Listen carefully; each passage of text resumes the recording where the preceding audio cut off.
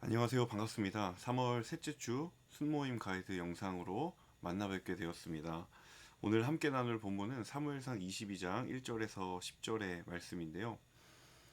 다윗이 계속되는 사울의 추격 또 사울의 위협을 피해서 여러 곳을 이렇게 돌아다니면서 은신하게 되죠. 이번 22장의 장면은 다윗이 아둘람이라고 하는 동굴에 피신하게 되는 장면입니다.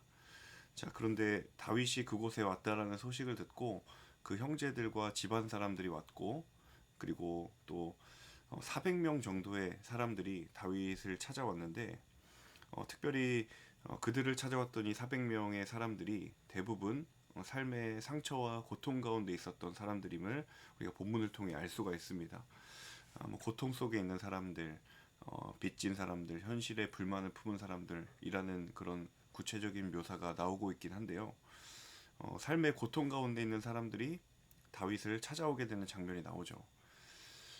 사실 다윗의 상황을 살펴보면 다윗도 지금 굉장한 고갈과 탈진에 있는 상황이기 때문에 사실 다윗의 입장에서 누군가를 위로해주고 자신을 찾아오는 그 상처받은 사람을 치유하고 품는다라는 것은 사실 인간적인 다윗의 모습을 비추어 보자면 어려운 일입니다.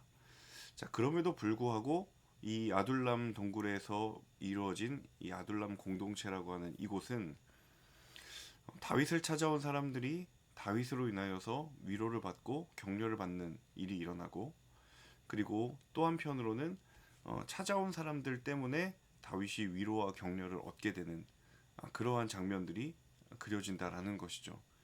자, 그래서 오늘 첫 번째 우리가 좀 주목해 보아야 될 것은 이 아둘람 공동체, 이 동굴에 모인 다윗을 비롯한 400명의 사람들이 건강한 이 영적인 선순환을 이루는 장면을 보면서 내가 속해 있는 뭐 교회라든지 가정이라든지 그 공동체의 영적인 건강함이 무엇을 향해야 하는가를 우리가 생각해 볼 수 있는 본문이다라고 할 수 있는 거죠.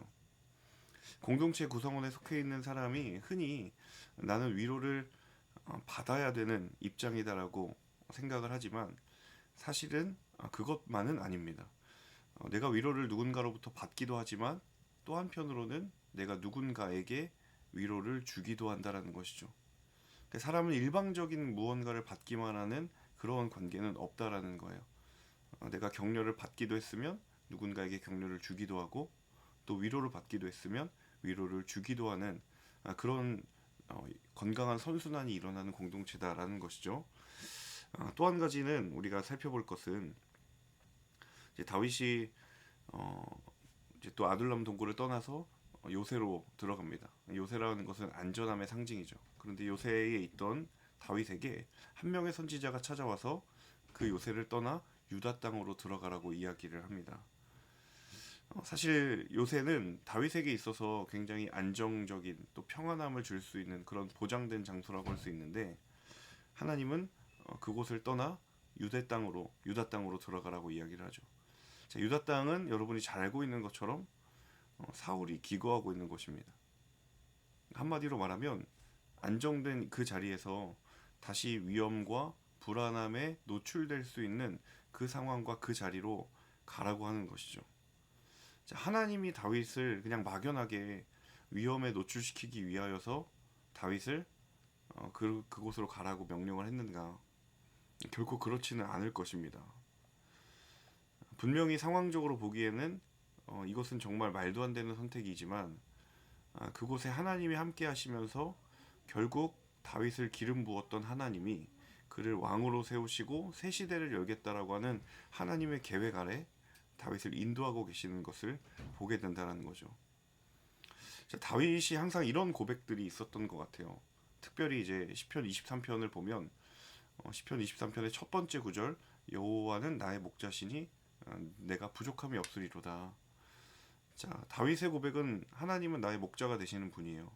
그런데 굉장히 아이러니하게도 그 23편은 다윗이 아들 압살롬의 추격을 피해서 도망하던 때에 지었던 시로 알려져 있습니다. 다윗이 가지고 있었던 믿음이라고 하는 것과 그리고 다윗을 둘러싸고 있는 상황이 너무도 대립되는 상황 가운데에 다윗은 그런 믿음의 고백을 해왔다라는 거예요.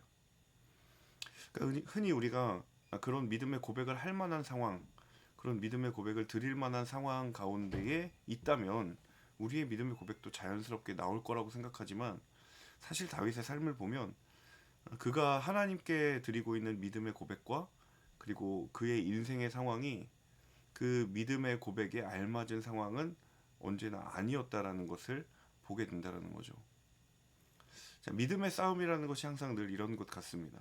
그래서 두 번째 질문은 우리의 믿음과 그리고 우리의 믿음을 둘러싸고 있는 나의 상황과 환경들 사이에 그 믿음의 싸움들을 어떻게 바라봐야 될 것인가, 또 어떻게 싸워야 할 것인가에 대해서 생각해 볼 수 있는 질문이라고 할 수 있을 것 같아요. 인간적으로 보면 요새에 있는 것이 안전하고 평온한 것일 수 있습니다. 그런데 하나님을 향한 믿음이 요새에서 다윗을 유다 땅으로 발걸음을 옮기게 했고, 그의 믿음이 그를 둘러싸고 있는 상황보다 더 큰 믿음이었고, 그리고 상황이 그의 믿음을 이길 수 없었다라는 것을 다윗의 모습을 통해 우리가 다시 한번 보게 됩니다. 그래서 두 번째 질문을 함께 나누시면서 우리의 믿음이라는 것이 과연 무엇인가, 그리고 때로는 우리의 믿음과 그리고 우리 나를 둘러싸고 있는 상황이 충돌되거나 또 대치될 때 우리는 이 믿음을 어떻게 지켜 나아가야 할 것인가에 대한 고민들과 또 삶의 나눔들을 해볼 수 있는 질문으로 두 번째 질문을 함께 나누어 보시면 좋을 것 같습니다. 다윗의 인생은 늘 우리에게 많은 도전과 인사이트를 주는 것 같아요. 때로는 다윗처럼 하나님의 선한 인도하심 가운데 있기도 하고, 때로는 다윗처럼 불안과 어려움 가운데 처하기도 합니다. 그래서 다윗의 인생이 참 우리의 인생에 많은 부분들을 시사해주는 장면이 있는데, 오늘 이 사무엘상 22장의 순모임을 통해서 다윗을 인도하셨던 것처럼 우리를 인도하시는 하나님의 은혜를 충만하게 누리고 그 말씀 가운데 있는 하나님을 경험하는 귀한 순모임 되시기를 주님의 이름으로 축복합니다. 행복하고 은혜가 있는 그런 순모임 되시기를 간절히 기도합니다. 감사합니다.